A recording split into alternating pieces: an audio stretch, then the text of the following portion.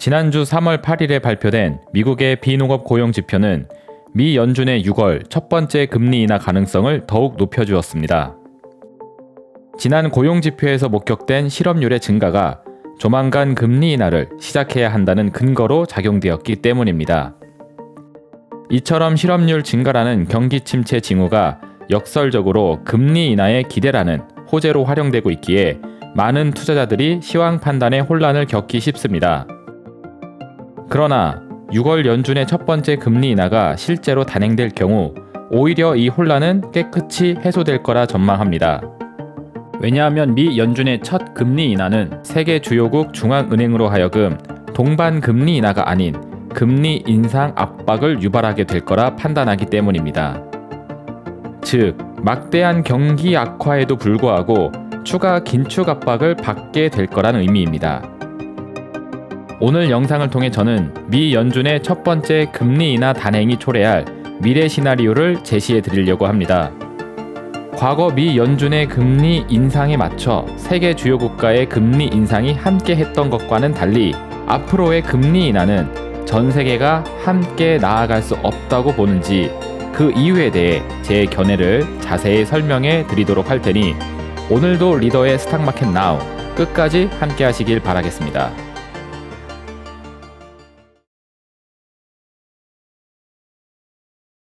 자, 반갑습니다. 리더 스탁 정예준입니다. 이번 주 스탁마켓 나우 시간에는 미 연준의 6월 금리 인하 관련 소식을 다뤄보도록 하겠습니다. 올해 들어 드디어 미 연준이 금리 인하를 시작할 거라는 소식이 들려오고 있습니다. 그리고 그 첫 번째 금리 인하 타이밍이 올해 6월 달로 점쳐지고 있는 상태이고요. 이 분위기대로 간다라면은 올 하반기가 되었을 때 세계 각국의 중앙은행들은 금리 인하라는 완화 정책을 다 같이 시행할 것으로 기대가 생기고 있는 상태입니다. 자, 이런 완화 정책에 의해서 경기가 개선될 수 있을 거다라는 이야기까지 들리고 있는데 저는 여기에 대해서 조금 다른 견해를 한번 말씀드려보자 합니다. 제 생각에는 미 연준의 첫 번째 금리 인하가 시작된다 할지라도 다른 중앙은행이 이를 따라갈 수 있을지는 상당히 미지수인 부분이 크다라고 생각을 하고 있어요. 그리고 제 판단이 결국 맞아떨어지게 된다라면은 오히려 미국의 중앙은행인 연준의 금리 인하가 세계 시장의 자산 버블을 터뜨리게 하는 트리거 역할을 할 수도 있다라는 생각을 또 가지고 있습니다. 여기까지 제 이야기를 들어보셨을 때 이건 또 무슨 회계망측한 소리인가 상당히 의문스러울 텐데요. 제가 찬찬히 왜 이런 생각을 갖고 있는지 설명을 드려보도록 할 테니 오늘 방송도 끝까지 함께 하시길 바라도록 하겠습니다.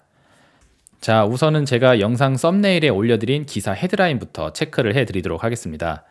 여기 보시면은 미 연준과 ECB 중앙은행이 6월 금리 인하 후 행보를 보았을 때 속도차가 나타날 것이다 라는 분석 글이 확인이 되고 있습니다.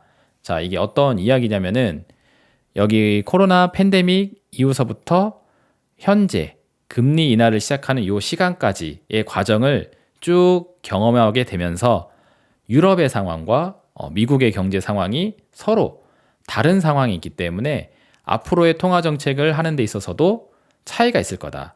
만약에 완화 정책을 똑같이 한다 할지라도 완화 정책의 속도 차가 있을 거다라는 이야기입니다.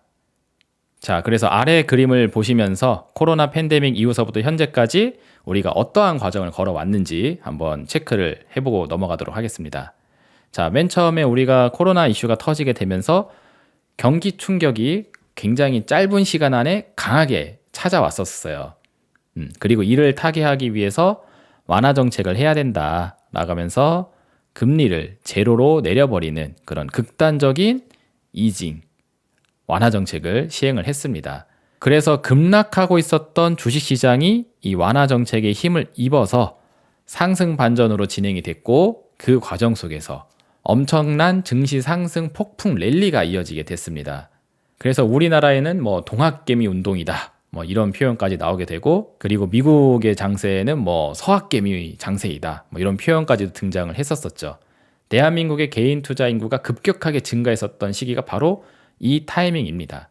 그래서 그렇게 상승 랠리가 쭉 진행이 되다가 너무나 과열 현상이 나오게 되다 보니까는 물가가 지나치게 많이 올라가고 있다라는 이야기가 등장을 하기 시작을 했죠.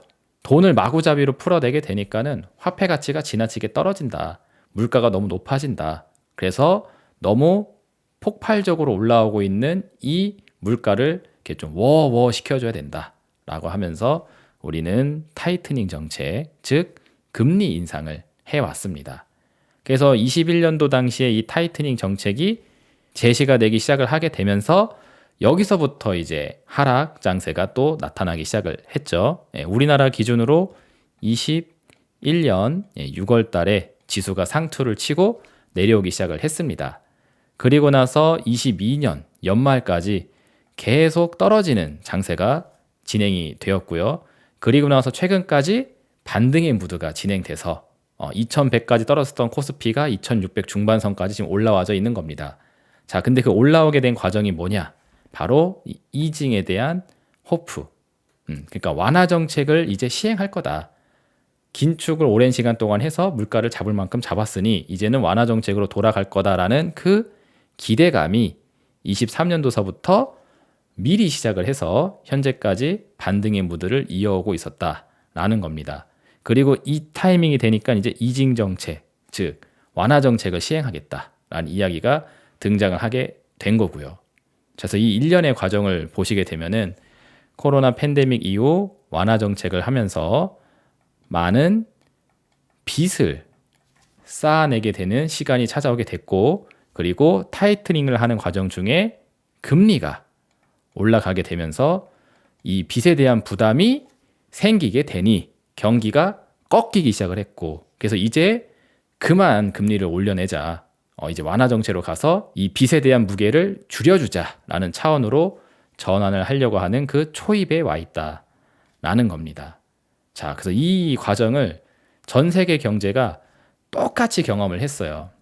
똑같은 페널티, 똑같은 베네핏을 받으면서 여기까지 왔다라는 거죠. 자, 근데 여기서 중요한 포인트는 뭐냐면은 이 동일한 과정을 경험했지만 세계 각국들은 서로 다른 코로나 바이러스 이후에 후폭풍 결과를 맞이하게 됐다라는 점입니다. 제가 아까 전에 팬데믹 이후 이징 정책, 완화 정책에 의해서 막대한 빚을 쌓아 올리기 시작을 했다라고 설명을 해드렸죠. 그리고 이것을 고금리에 의해서 부담을 끌어안게 됐는데 이 부담을 끌어안는 과정에서 비교적 부담이 덜한 그런 국가들이 있고, 반면에 고금리에 대한 부담을 강하게 느낄 수밖에 없는 그런 상황, 그런 국가들도 생기게 됐다라는 겁니다. 그래서 그 각각의 상황이 서로 달랐다라는 거죠. 코로나 바이러스라는 동일한 악재를 경험하고 이를 극복하기 위한 과정도 똑같이 진행을 했는데 이거에 따른 결과는 사뭇 달라져 있다. 그래서 연준과 ECB가 향후 통화 정책을 하는 데 있어서, 완화 정책을 하는 데 있어서 속도 차가 있을 거다라는 이야기예요. 왜? 상황별, 각자의 상황이 다르니까. 코로나 후폭풍의 결과가 다른 만큼 이 상황별 각자의 통화 정책도 다르게 진행될 수 있을 거다라는 게 요 기사 내용입니다. 요게 기본 베이스라고 볼 수가 있어요. 자, 근데 저는 여기서 그치지 않는다고 말씀해드렸죠. 저는 여기에 더 나아가서 각국의 통화정책 상황이 아주 극단적으로 달라지게 되는 상황까지도 연출이 가능하다라고 보고 있어요. 자, 왜 그런지에 대한 부분 다음 화면으로 이어가서 같이 살펴보도록 하겠습니다. 이 부분을 이해하기 위해서는 미 연준이 왜 금리 인하를 빨리 시작하기를 두려워하는가에 대한 부분부터 짚고 넘어가야 될 것 같습니다. 제가 여기 이렇게 써놨죠. 금리 인하가 두려운 이유라고 한 다음에 물가 상승 압력이라고 써놨습니다. 21년 하반기서부터 물가를 잡겠다고 지금까지 고금리를 계속 지속을 해왔단 말이에요. 오직 물가를 잡기 위해 2년에 가까운 시간 동안 고금리 상황을 지속하면서 여기까지 왔는데, 만약에 여기서 금리를 살짝 내려봤더니 그동안에 계속 눌려 있었던 물가가 빵 튀어 올라가게 되면서 그동안의 노력이 물거품이 되어버린다라면은 그에 따른 피해가 무지막지해질 수 있습니다.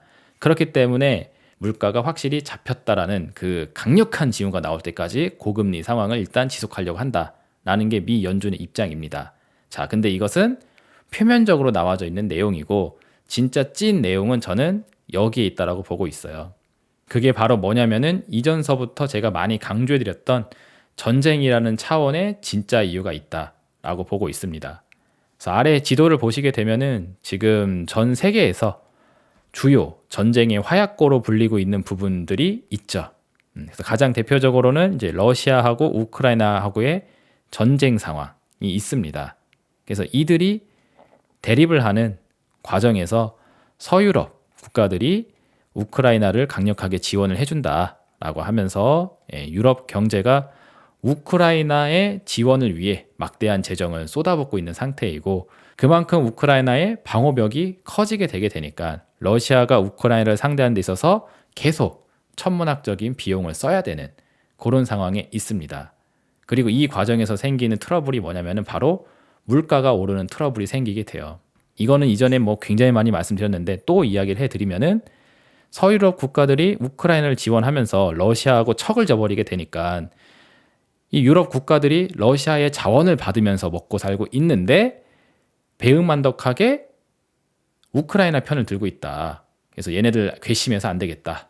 러시아산에 나오는 자원들 서유럽 국가들한테 안 주겠다 하면서 자원 수송 경로를 차단시켜버리고, 이에 따라서 공급이 끊어지게 되니까 자원 가치가 오르게 됐다는 거죠. 공급이 잘리면서 희소성이 생기니까. 이전 영상에서 뭐 수십 번 말씀드렸던 내용입니다.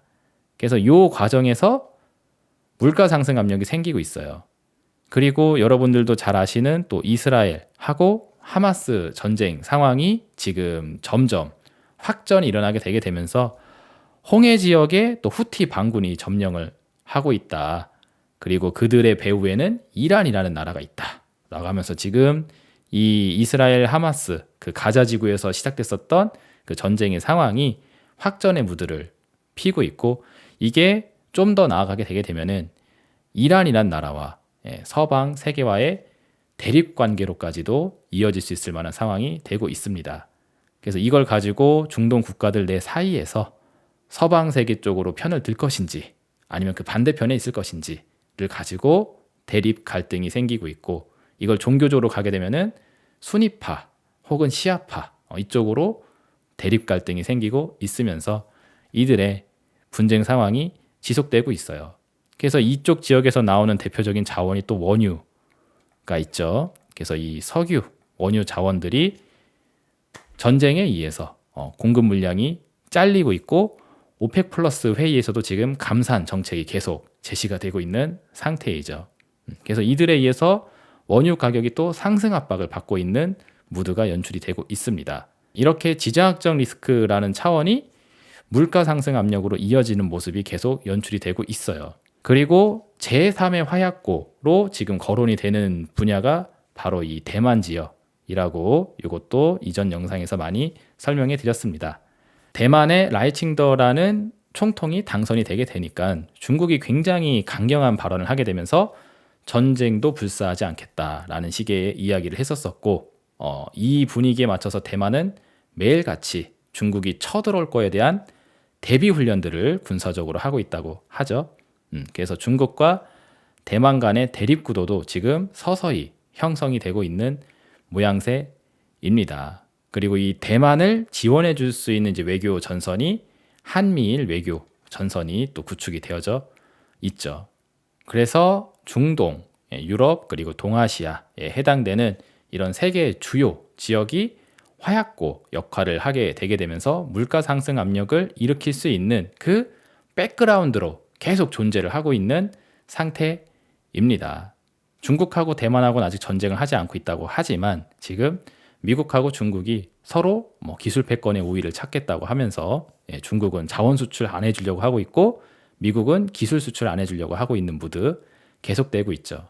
그리고 아직 대통령이 되지 않았지만 트럼프 같은 경우에는 내가 대통령이 되거든 또 다시 한번 중국을 향해서 대규모 관세를 부과하겠다라는 이야기를 서슴지 않고 있습니다. 이 관세라는 것도 결국 따지면은 비용이거든요. 관세가 물건에 붙어버리면 비용이 올라가게 되니까 그만큼 물건 가격이 또 상승하게 됩니다. 이런 일련의 과정들이 다 물가 상승 압력에 귀결이 되는 내용이 된다는 거죠. 그래서 이런 지정학적 리스크 차원의 화약고 전쟁터들이 물가 상승 압력을 주고 있는 상태이다. 이게 저는 근본적인 원인이라고 보고 있고, 이게 한 단계 더 나아가서 생각해 보게 되면은 중국이라는 나라를 결과적으로 고립시키기 위한 미국의 전략이라고도 저는 생각을 하고 있습니다. 자, 이게 어떤 개념의 이야기냐면은, 자, 보세요. 러시아가 우크라이나를 향해서 지금 에너지를 계속 소진을 하고 있는 상태라고 볼 수 있고, 또 중동 지역 내 국가들이 서로 싸우면서 본인들이 갖고 있는 국력, 재력 이런 것들을 소진하는 쪽으로 또 진행이 되고 있습니다. 전쟁을 하느냐고 뭐 군수 물자를 사고 무기를 사는데 돈을 계속 탕진하게 되게 되면은 경제력 발전에 쓸 수 있는 자원력이 그만큼 떨어지게 되는 거잖아요. 전쟁을 하기 위해서 자국의 경제력을 희생하는 꼴이 된다라는 겁니다. 그래서 이 러시아고 이란 같은 나라들이 이렇게 자꾸 본인들의 힘을 스스로 빼게 되게 되면은 이 중국이라는 나라를 향한 지원을 마음껏 해줄 수가 없어요. 다시 이야기하면은 중국이란 나라가 전쟁의 위협을 받게 되었을 때 SOS를 칠 수 있을 만한 주변 국가 중에 가장 대표적인 게 러시아와 이란이 있다는 이야기입니다. 이란은 또 중동 내에서 위안화를 받아서 원유 공급을 해줬던 그런 나라이기도 해요. 그러니까 중국이 중동산 원유를 수입하는 데 있어서 이란이라는 경로를 주 수입료를 통하고 있는데, 만약에 이란이 내 코가 석자다라고 하면서 에너지 자원 지원을 해주지 못하게 되게 되고, 그리고 러시아가 우크라이나를 상대하느냐고 군사력을 계속 탕진하고 있으니까는 내 코가 석자다라고 하면서 중국을 지원해 줄 수 없다라고 하게 만들 수 있는 상황. 그걸 만들려면은 우크라이나가 계속 러시아를 물고 늘어져야 되고, 중동의 국가들이 계속 쌈박질을 하고 있어야 된다라는 거죠. 근데 놀랍게도 이 상황이 지금 작년서부터 현재까지 계속 이어지고 있는 상태입니다. 그러니 저는 중국의 지원 세력들을 끊어내기 위한 그런 전략적인 차원에서 이런 이벤트가 진행되고 있는 게 아닌가라고 생각을 한다라는 거죠. 그래서 이전 영상에도 많이 이야기했지만, 이렇게 수세에 몰린 상태가 되게 되면은 코너에 몰린 쥐가 고양이를 공격하는 격으로 이 대만을 침공하게 되는 그런 무리수를 둘 수가 있는데, 여긴 아까 한미일 외교 전선이 깔려 있다고 말씀드렸잖아요. 그래서 미국이라는 군사력이 직접적으로 행동할 수 있는 영해가 구축이 되어져 있는 곳입니다. 그럼 미국과 중국 간의 전면전이 이 대만이라는 곳을 사이에 두고 일어나기 좋은 상태가 된다라는 거죠. 그리고 이 상황을 미국 입장에서는 원하고 있다라고 보는 입장입니다. 그러니 이 무대를 만들기 위해서는 전제 조건인 이런 화약고의 불씨를 계속 살려놔야 된다라는 것이고, 그리고 이 화약고의 불씨가 살려있는 한 물가 상승 압력이 계속 유지가 될 거다라는 게 제가 바라보고 있는 현재 시황 관점 되겠습니다. 자, 여기까지 배경이 이해가 되셨으면 이제 다 끝났어요. 인플레이션에 대한 부분을 좀 색다르게 이해를 해보시면 되겠습니다. 저는 이렇게 Geopolitical Inflation이라는 이름을 한번 지어봤는데, 지정학적 차원의 인플레이션으로 한번 상황을 보자라는 거죠. 자, 그렇게 되게 되면은 두 개의 힘이 작동이 되게 될 겁니다.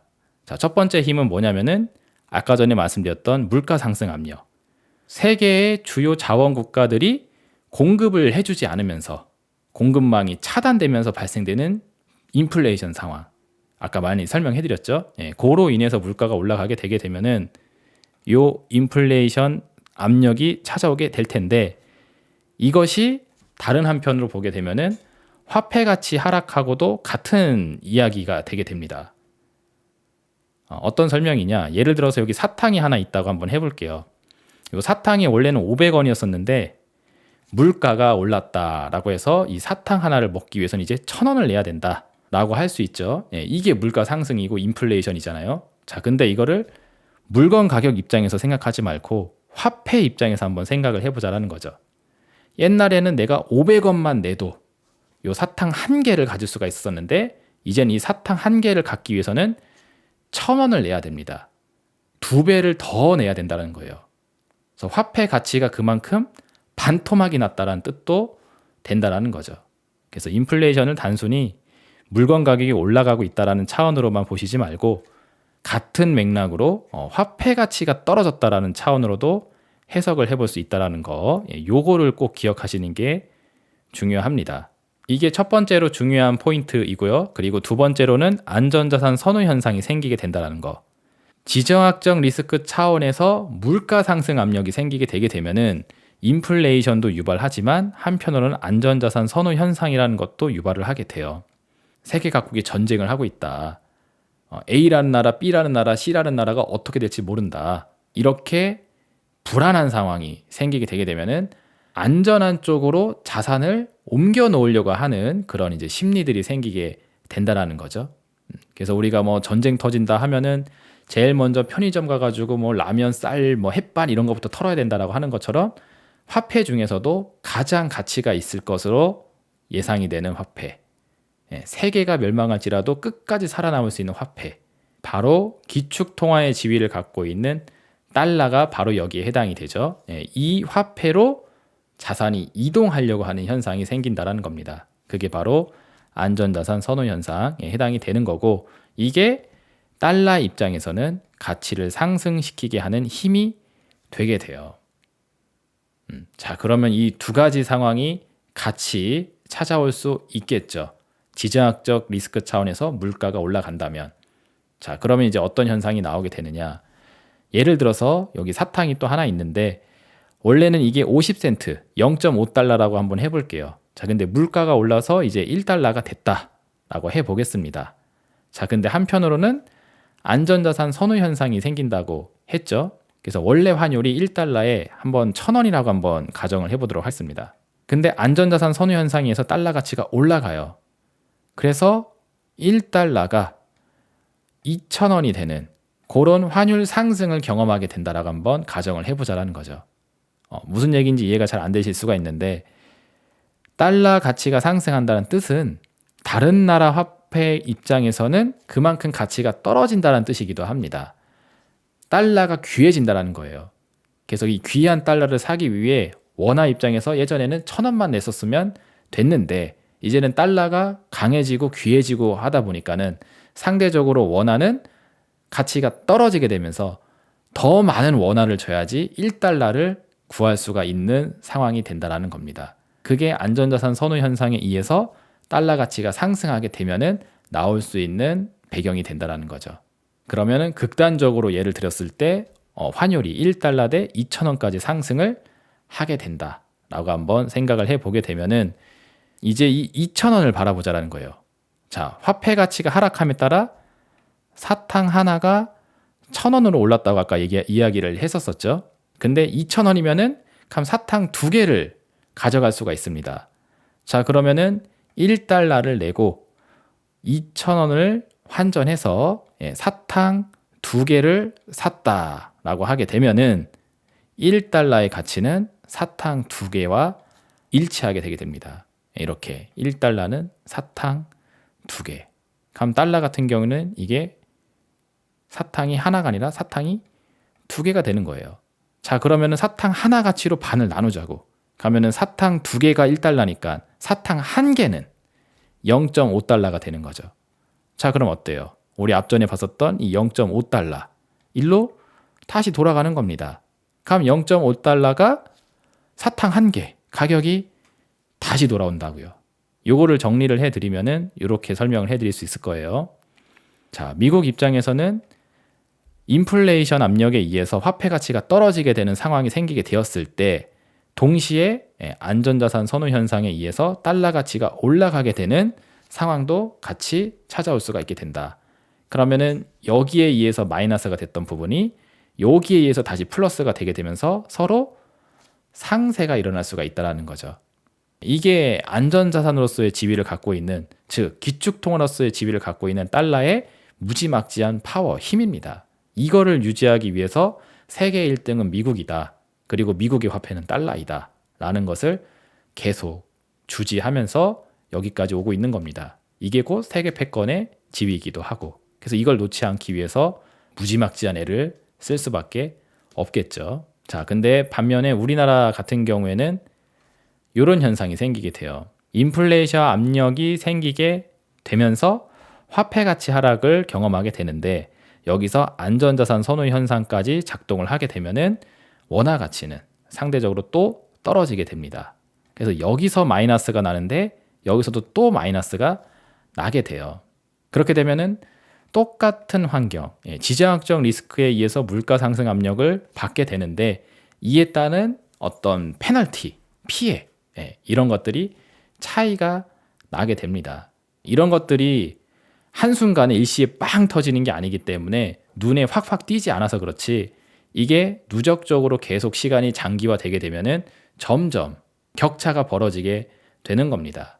그러니까 아까 전에 보셨던 것처럼 코로나 팬데믹을 경험하고 나서 현재까지 오는 과정에서 똑같은 상황을 경험했는데 그에 따른 후폭풍 결과는 차이가 있는 거예요. 그러니까 통화정책도 서로 달라질 수 있다는 이야기도 나오게 된 거고요. 그런데 이제 선진국하고 비교를 했었을 때는 그 정도 차이인 거고 개발도상국과 선진국하고 비교했었을 때는 극단적으로 이런 차이까지가 날 수 있다는 이야기입니다. 그래서 이게 왜 중요해지게 되냐면은 여기서부터 이제 통화정책에 대한 차별화가 생길 수가 있기 때문에 그래요. 그래서 지정학적 차원의 물가 상승 압력을 받게 되게 되면은 이에 대한 화폐 가치가 달라진다고 말씀해드렸죠. 그럼 그 화폐 가치가 달라지는 만큼 통화정책에 대해서도 서로 다른 길을 걸어가야 됩니다. 자, 미국이 첫 번째 금리 인하를 단행한다고 한번 가정을 해볼게요.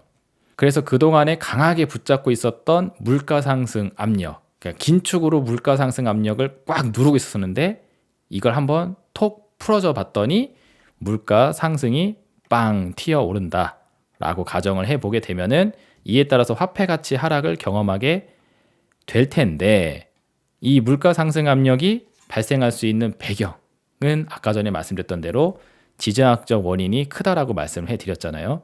그래서 이런 지정학적 리스크 차원에서 물가 상승 압력이 생기는 거라면은 안전자산 선호 현상도 같이 따라오게 될 것이다. 그러면은 달러 가치를 상승시키게 하는 요 요인에 의해서 화폐 가치가 떨어지는 것을 상쇄시킬 수 있는 그런 백그라운드가 생긴다라는 거죠. 자, 이런 상황에 노출이 되게 되면은 미국의 통화 정책은 크게 변화할 게 없습니다. 왜냐하면은 추가적으로 금리 인하를 할 필요도 없을 것이며 또 추가적인 금리 인상을 할 필요도 없기 때문에 자, 무슨 이야기냐면은 미국이 첫 번째 금리 인하를 단행했더니 물가 상승 압력을 빡 느꼈다라고 한번 가정을 해보자라는 거예요. 자, 그러면은 여기서 추가적인 금리 인하를 또 했다가 만약에 물가가 더 튀어 올라가게 되면 그러면 이거 더 큰 문제가 될 수 있으니까 추가적인 금리 인하를 고려하지 말고 일단 좀 상황을 지켜보자라고 할 수 있게 된다라는 거죠. 그리고 한편으로는 추가적인 금리 인상을 할 필요도 없게 됩니다. 자, 왜? 아까 전에 말씀드렸다시피 물가 상승은 곧 화폐 가치 하락이라고 이야기를 했는데 안전자산 선호 현상에 의해서 달러 가치가 상쇄돼서 이 하락하는 부분을 메꿔주게 된다라면은 서로 상쇄가 된다라면은 굳이 금리 인상까지 하면서 안 그래도 경기가 불안불안하다고 하는데 여기서 추가 금리 인상을 통해 수요를 더 위축시킬 위험을 굳이 끌어안을 필요가 없잖아요. 그러면 미국은 만약에 6월 달에 금리 인하를 한번 했다고 해볼게요. 자, 근데 물가 상승 압력이 팍 느껴진다. 그러면은 스탑. 일단 멈춰. 한 다음에 현 상태를 좀 더 지켜보자라고 하면서 현행 유지를 할 수 있는 배경이 된다라는 겁니다. 그리고 이 배경이 작동되기 위해서 역설적이게도 미국은 지정학적 리스크로 안전자산 선호 현상을 자극시킬 필요가 한편으로는 또 있어요. 전쟁이라는 것이 어떻게 보면은 미국에게 우호적인 환경을 제공해 줄 수 있다는 겁니다. 저는 그렇게 보고 있어요. 근데 반면에 우리나라 같은 경우에는 입장이 좀 다르죠. 우리나라뿐만 아니라 다른 나라들도 마찬가지입니다. 미국이 아닌 다른 나라들, 특히나 펀더멘털이 약간 취약계층에 있는 그런 개발도상국, 이머징 마켓 같은 경우에는 비슷한 입장에 처해질 가능성이 높다라고 생각하고 있습니다. 그래서 이런 나라 같은 경우에는 첫 번째 금리 인하를 단행하게 되었을 때 같은 이유로 물가 상승 압력, 즉 화폐 가치 하락 압력을 받게 될 텐데 여기에 물가 상승의 원인이 지정학적 리스크 차원으로 작동이 되는 거라면 그러면은 안전자산 선호 현상 이꼴 위험자산 회피 현상입니다. 안전한 건 선호하지만 위험한 건 회피하려고 하는 현상. 이에 따라서 상대적으로 화폐 가치가 떨어지는 이머징 마켓의 화폐 가치를 갖고 있는 우리나라 원화 같은 경우에는 가치 하락을 경험하게 되게 되면서 안 그래도 떨어지는 화폐 가치에 가속 페달을 밟아내게 되는 상황이 된다라는 거죠. 이런 상태가 되게 되면 우리는 추가적인 금리 인하를 하기가 상당히 부담스럽습니다. 왜? 안 그래도 화폐 가치가 작살이 나고 있는데 여기다가 돈을 더 풀어버린다 하는 거는 이건 뭐 우리나라 돈값을 그냥 똥값으로 만들려고 아주 작정을 했다라는 뜻이라고 볼 수 있잖아요. 안 그래도 떨어지는 가치에다가 공급을 더 늘려가지고 가격을 더 떨어뜨리게 하는 무대를 만들 수가 있으니까. 그럼 우리는 추가적인 금리 인하를 하지 못하게 되는 상황, 즉 완화 정책을 있는 힘껏 할 수 없는 상황으로 가게 됩니다. 근데 이제 더 심각한 거는 화폐 가치가 적당히 떨어져야 되는데 지나치게 많이 떨어질 수가 있다는 거예요. 자, 그러면은 우리는 뒤늦게, 안 그래도 지금 불황 상황이라고 하는데 여기서 추가적인 금리 인상을 해야 된다는 필요성이 들어올 수도 있습니다. 대다수의 사람들이 여기에 대해서는 거의 가능성을 두지 않고 계실 거예요. 근데 저는 상당히 높은 확률로 이 가능성이 있을 거라고 저는 생각을 하고 있습니다. 그래서 제가 상황이 깔끔해질 거라고 말씀을 드렸던 거고요. 인트로에서.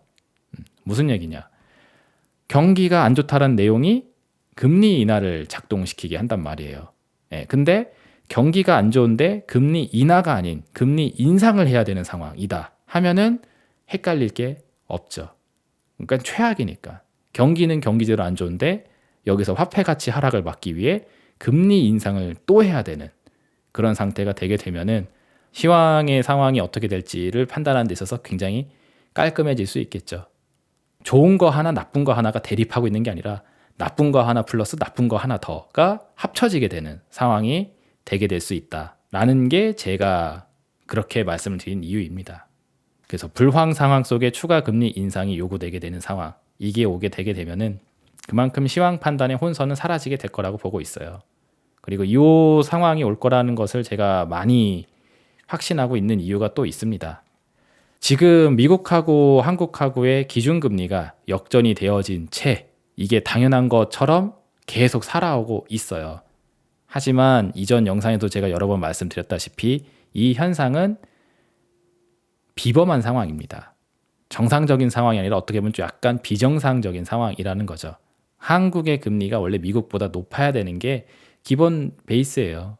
왜냐하면 금리라는 것은 리스크 프리미엄이라고도 볼 수 있는 거기 때문에 우량하다고 평가를 해줄 수 있는 나라인 만큼 저금리를 줘야 되고 불량한 국가에 해당될수록 높은 금리가 책정이 되는 게 기본적인 상황이잖아요.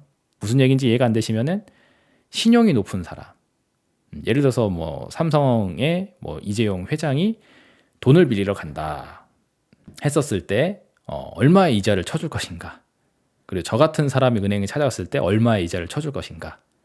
각 인물별로 신용이 다르기 때문에 높은 신용을 갖고 있을수록 저금리 우대를 해주게 되잖아요.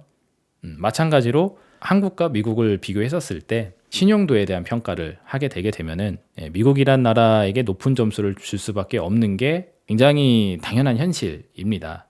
근데 지금 기준금리 차이가 지나치게 크게 나다 보니까 지금 미국의 국채 수익률과 우리나라의 국채 수익률이 여전히 역전이 되어져 있는 상태에 있거든요. 이 이격이 맞아지기 위해서라도 미국은 높아져 있는 금리가 살짝 내려올 필요가 있고 우리는 상대적으로 덜 올라가져 있는 금리가 더 올라가서 이 격차를 줄여낼 필요가 있다라고 저는 생각을 하고 있습니다. 자, 근데 이 상황이 아까 전에 말씀드렸던 지정학적 리스크에 의한 물가 상승이 작동이 되면은 가능해지게 된다라는 거죠. 왜? 통화 정책에 대한 차별화가 생기니까. 아까 미국 같은 경우에는 금리를 좀 내려놓고 가만히 지켜보자 하면서 현상 유지를 할 수가 있지만 우리나라 같은 경우에는 지나치게 화폐 가치가 떨어지는 거에 대한 방어책으로 뒤늦은 금리 인상을 또 할 수가 있다라고 말씀해 드렸잖아요. 그러면은 현재 뭐 3.5 수준에 있는 한국의 기준금리가 예를 들어서 뭐 4.5 정도까지 올라가게 된다. 가능하다라는 거죠, 이게. 그리고 여전히 얘는 5%, 우리는 4.5. 그래서 덜 쫓아왔다고 할지라도 여기 이제 플러스 알파에 가상금리가 붙게 되게 되면은 이제 상황은 역전이 되게 될 겁니다. 이 가상금리는 리스크 프리미엄이라는 차원으로 더해주는 금리예요. 그러니까 미국의 기준금리에다가 플러스 알파의 가상금리를 더해서 시중금리를 책정하게 되는데 이 알파 값에 해당되는 부분은 유동적입니다. 근데 이 유동적인 부분이 이 리스크 프리미엄, 이 나라가 얼마나 위험한가, 이 나라가 처해져 있는 경제가 얼마나 리스크가 있는가에 대해서 측정을 해서 많이 위험하다 싶으면 더 많은 금리가 부과되는 거고 덜 위험하다면 상대적으로 낮은 금리가 가산이 되게 돼요. 근데 미국이 안전성을 보여주게 된다. 안전자산 선호 현상에 의해서 감히 알파 값이 극단적으로 적게 들어가게 될 거고 우리나라가 상대적으로 많이 위험한 국가로서의 평가를 받게 된다 하면 이 알파 값이 많이 올라가게 될 겁니다. 그래서 미국은 낮은 리스크 프리미엄의 가산금리가 붙을 것이고 우리나라는 높은 리스크 프리미엄의 가산금리가 붙을 가능성이 상당히 높죠. 완전 쉽게 설명해서 극단적으로 세계 전쟁이 일어난다 했었을 때 우리나라가 끝까지 살아남을 것 같니? 미국이 끝까지 살아남을 것 같니? 이렇게 물어봤었을 때 정신 승리를 하지 않고 냉정하게 상황을 보게 되면은 국방력과 경제력 등등등 면을 보았을 때 미국이란 나라에 대해서 더 우호적인 평가를 해줄 수밖에 없지 않습니까? 그게 금융시장에서는 요 리스크 프리미엄으로 적용이 되게 된다는 거죠. 그래서 이 플러스 알파에 의한 가상금리에 의해서 이게 예를 들어서 우리는 1%가 붙는데 여기는 제로가 붙는다. 가상금리가. 그럼 우리는 4.5 플러스 1 해서 5.5가 되는 거고 얘네는 5.0 플러스 0 해서 5.0이 되는 거고 그럼 이제 우리가 더 많이 올라가게 되는 거죠. 그럼 한미 간에 지금 금리가 역전돼 있는 상황이 해소가 될 수 있는 무대가 되게 됩니다. 이것도 제가 23년도 영상 찍어드리면서 많이 말씀드렸던 개념이에요. 그래서 이렇게 격차가 맞춰지게 되게 되면은 그동안에 불균형 상황이 있었던 것이 이제 균형 상태로 다시 돌아갈 수 있는 그런 배경이 되게 되는 거고 이거를 오래전서부터 준비를 해왔기 때문에 어쩌면은 이런 고의적인 역배열 상황을 지속하고 있는 걸 수도 있다라고도 저는 보고 있습니다. 왜 이런 부분을 또 많이 확신하느냐라고 물어보신다라면은 과거의 사례를 한번 또 보시면 되겠어요. 제가 이전에 이 영상 금리 인하는 호재로 둔갑한 악재이다 라는 이 영상을 올려드렸을 때 이 그래프를 보여드렸었습니다. IMF 외환위기를 맞이했었을 당시 우리의 인터레스트 레이트, 금리가 어떻게 움직였는지 그거를 제가 이렇게 비교를 해드렸었죠. 그래서 우리가 IMF 외환위기를 맞이했었던 당시에 금리가 내려가면서 외환위기를 맞았던 게 아니라 금리가 급격하게 상승시키면서 그러면서 우리는 외환위기를 향해서 내려갔었습니다. 그리고 이전에 보게 되면은 금리를 이렇게 내리려는 시도들이 한 번씩 있었었어요. 물론 이건 기준금리는 아니고 당시에 이제 CD 금리 91일물 가지고서 가져온 건데 이게 아까 전에 말씀드렸던 기준금리 플러스 알파 거기에 해당되는 지표라고 생각하시면 돼요. 실질적인 시중금리라고 생각하시면 되겠습니다. 그래서 이게 내려갔었어요. 경기가 안 좋다고 하니까 불황을 경험하게 되게 되면서 금리를 내리는 그런 압력을 줬는데 충분히 내려가지를 못합니다. 화폐 가치가 너무 떨어질 수 있으니까 한국 경제가 흔들흔들하고 있다는 부분들이 어느 정도 노출이 되게 되면서 강력한 완화책을 썼다가 화폐 가치를 지나치게 떨어뜨리면 안 되니까 적당선으로 이렇게 내리려고 했었었는데 이 내려오는 과정에서 증시가 올라갔느냐? 그러지도 않았어요. 그래서 금리가 내려오는 과정에서 증시가 상승했었던 이력이 존재하지 않고 그리고 오히려 여기서 조금 내려갔다가 다시 올려야 되는 상황 그리고 여기서 좀 내려갔다가 다시 올려야 되는 상황 이런 게 찾아오게 되었는데 특히나 이 두 번째 극단적으로 금리가 미친 듯이 치솟아 올라갈 수 있었던 요 시기 요게 터지면서 이제 외환위기 IMF를 향해서 가게 됐던 건데 이게 왜 생겼느냐 그게 아까 전에 말씀드렸던 화폐 가치 하락 때문에 생기게 된 겁니다. 즉 불황은 불황인데 디플레이션형 불황이 아니라 화폐 가치가 떨어지는 인플레이션형 불황이었었기 때문에 인플레이션이 진행되고 있는 이 중에 완화 정책을 강력하게 해서 화폐값을 똥값으로 만들 수가 없다 보니까 어쩔 수 없이 금리 인상을 통해 화폐 가치를 올리도록 푸싱을 넣을 수밖에 없었던 거고, 그 과정에서 그동안에 져놨던 빚들이 한 방에 다 무너지게 됐던 겁니다. 그래서 우리 IMF 이전까지 호황 경기를 맞이하게 되면서 빚을 무한대로 쓸 수 있게 막 풀어줬었죠. 그래서 빚잔치를 해오고 있었던 게 이때 흐름입니다. 그러다가 이제 고금리로 이렇게 확 땡겨버리게 되니까는 빚을 갚을 수 있는 능력이 없는 사람들이 대거 등장하게 되었고, 그러다 보니까 이제 뭐 기업 파산, 개인 파산 이런 것들이 대거 등장하게 됐던 거죠. 그래서 이전에도 이야기했지만 이 인플레이션형 불황, 특히나 빚을 써서 만들어낸 인플레이션, 그리고 이에 따른 불황, 이게 엄청나게 무서운 겁니다. 저는 그렇게 생각하고 있어요. 그래서 이 인플레이션형 불황을 타개할 수 있는 방법으로 충격요법을 택할 수밖에 없었었고, 그 과정이 요겁니다. 그리고 여기서 참고로 제가 그래프를 가져오진 않았는데, 요 시간 동안 미국의 채권 금리라든지 미국의 금리 시장은 어떻게 움직였는지 한번 찾아보세요. 97년도 한 해 동안 미국의 금리는 쭉 떨어져 왔었던 걸 볼 수가 있습니다. 그래서 미국이 금리를 내리는 그런 완화책을 쓰고 있는 시간 동안 우리는 거꾸로 금리를 극단적으로 올려야 될 수밖에 없었던 시간이 바로 요때예요.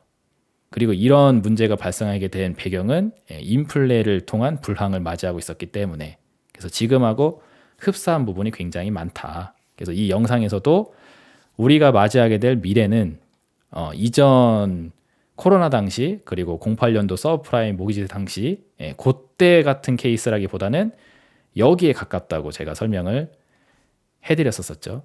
그것 때문에 제가 자꾸 이렇게 지도를 그리고 뭐 전쟁 이런 이야기를 하는 겁니다. 왜냐하면 그 백그라운드에서 인플레가 생기고 있고 이것에 의한 불황 경제를 우리가 맞이하고 있기 때문에 IMF 당시 상황하고 유사성을 많이 갖고 있고, 그래서 과거의 패턴이 반복된다라면은 미국이 설령 완화를 시작한다 할지라도 우리는 그 완화를 쫓아가기보다는 반대로 거꾸로 금리를 극단적으로 올려야 되는 상황을 맞이할 수도 있기 때문에 그런 얘기를 계속 드리는 겁니다. 자꾸 그 금융시장 안에서의 상황만 보게 되게 되면은 이런 배경들이 안 보일 수가 있는데, HTS 방 너머의 세상이 어떻게 돌아가고 있는지를 기준으로 생각을 해보게 되면은 과연 우리나라가 완화 정책을 공격적으로 할 수 있는 그런 백그라운드가 지금 유지되고 있을까 생각을 해볼 수가 있겠고, 어쩌면은 미 연준과는 다른 통화 정책을 해야 할 수밖에 없는 미래로 향해 가야 될 수밖에 없지 않을까라는 말씀까지 드리게 된 겁니다. 자, 그래서 오늘 방송 내용을 한번 정리를 할게요. 지정학적 리스크를 통한 전 세계 인플레이션 자극. 이것은 기축통화 지위를 갖고 있는 미 달러 입장에서는 상당히 우호적인 금융 환경을 제공한다라고 생각합니다. 그리고 나아가 이것이 바로 세계 주요 전선의 화약고가 완전히 꺼지지 않고 현재까지 유지되고 있는 진짜 이유라고도 생각을 하고 있고요. 이게 바로 제가 가지고 있는 시황 관점의 기본 베이스입니다. 그래서 미 연준의 완화 정책의 시작이 곧 한국의 완화 정책의 시작을 의미하는 것은 아닐 수 있다. 어쩌면 우리는 금리 인상을 뒤늦게 한 번 더 해야 하는 미래가 기다리고 있을 수 있다. 그 과정에서 잔뜩 져놓은 빚의 버블들이 터져버리게 되게 되면은 이에 따른 충격을 맞게 되는 미래도 생각을 해줘야 되겠죠. 자, 그리고 오늘은 방송 내용이 좀 짧은 관계로 좀 번외 이야기를 해드리려고 합니다. 제가 방송 썸네일에 우리 한국은행 총재로 앉아 계시는 이창용 한은 총재 사진을 썼는데, 굳이 제가 뒤에 미국의 성조기가 있는 사진을 구해서 작성을 했어요. 이걸 제가 왜 썸네일에 의도적으로 그려놨냐면은, 최근에 이 국제결제은행 BIS 총재 회의에 참석하기 위해 7일 날 출국을 했다고 하시는데 스위스 바젤을 향해 간다고 합니다. 이 BIS가 이제 스위스 바젤에 위치가 되어져 있거든요. 그래서 세계경제회의, 전체 총재회의, 뭐 아시아 지역 협의회 이런 것들에 참석을 해서 회원 중앙은행 총재들, 그러니까 이 각각 회의에 회원으로 있는 중앙은행 총재들하고 다 같이 만나서 세계 경제에 대한 흐름 그리고 금융시장 상황에 대해서 논의를 한다고 하고 있습니다. 그래서 우리가 한국은행 하면은 뭐 한국의 경제를 위해서 적정 물가 수위를 산정하고 이에 따른 통화 정책을 시행한다라고 교과서적으로 알고 있지만 사실 어쩌면은 이 세계의 총재들과 한 뜻으로 동일한 목적을 향해서 가는데 일조를 하고 있을 수도 있습니다. 저는 여기에 더 많은 에너지를 쓰고 있다라고 생각을 하고 있어요. 그리고 이게 왜 또 의미가 있냐라면은 스위스라는 나라에 대해서 여러분들이 좀 깊이 있게 알아볼 필요가 있는데 너무 깊이 있게 이야기하면은 뭐 또 너무 딥해지게 되니까 간단하게만 말씀드리도록 하겠습니다. 이 바젤 협약이라고 우리가 흔히 이야기하죠. 그래서 이번에는 3단계 바젤 3 협약 내용이 지금 단계적으로 적용이 되고 있는 시대를 살고 있는데 여기서 굉장히 중요한 포인트가 바로 이 BIS 캐피탈 레이시오라고 해서 자기 자본 비율이라는 게 있습니다. 그래서 세계의 주요 은행들이 이 BIS 자기 자본 비율대로 경영을 진행하고 있는데 이 자기 자본 비율이 8%가 유지되도록 하는 것이 국제적인 어떤 규약, 프로토콜이고 이 프로토콜을 만든 곳이 이 바젤에 있는 BIS입니다. 그리고 그 약속의 이름이 바젤3 협약인 거고요. 그래서 아까 전에 봤었던 국제결제은행이 BIS이고 여기서 정한 대로 세계 은행이 규범을 따라서 지키고 있는 상태. 그리고 이 BIS는 스위스 바젤이라는 곳에 위치되어져 있고 그래서 이름이 바젤 협약이다 라는 겁니다. 그래서 따지고 보게 되면은 세계 각국들이 각국에 해당되는 별도의 규범을 갖고 있는 게 아니라 세계의 공통된 규범을 가지고 이걸 공통적으로 지키고 있어요. 그래서 만약에 이거를 뭐 높이자 하면은 이게 전 세계 은행들에게 동시에 또 적용이 된다라는 거죠. 이들이 정한 규범대로 따라 움직이게 돼 있다는 겁니다. 어떻게 보면 여기에 굉장히 막강한 힘을 가지고 있는 거죠.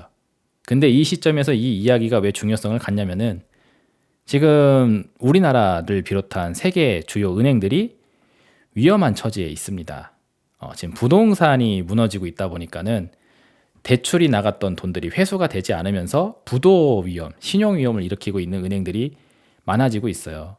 우리나라도 뭐 PF 문제 때문에 금융업에 대한 피해가 예상이 되고 있다라고 많이 얘기가 나오고 있고 특히나 우리나라 같은 경우에는 그 홍콩 ELS 펀드 불안전 판매를 해서 뭐 이거 배상 책임이 있다라고 한 다음에 이제 법적인 책임들도 지금 들이오고 있는 상태인데 이런 분위기에 맞춰서 은행들이 자기 자본을 충분히 확충하기가 어려울 수가 있다는 거죠. 근데 이런 국제기구에서는 자기 자본 비율을 충실히 쌓으라고 요구를 하고 있는 상태이고요. 그래서 이 요구를 달성하지 못하게 된다 하면은 이 은행에 대한 신용 평가 자체가 달라질 수도 있게 됩니다. 즉 국제적으로 지켜야 하는 은행의 자산 건전성 규범이 있는데 이 규범을 못 지켰으니 얘는 아웃이다. 이렇게 배제를 시킬 수가 있다는 거죠. 그래서 이 은행들이 이 규범을 지키기 위해 철저히 위험 관리를 하게 되게 되면은 대외적으로 나가져 있는 대출들을 회수하려는 그런 강한 힘을 일으킬 수가 있게 돼요. 그래서 뭐 극단적으로 이야기를 하게 되면은 뭐 최근에 부동산 같은 거 보셨을 때 뭐 50년 만기로 대출도 해주고 막 그런다고 하잖아요.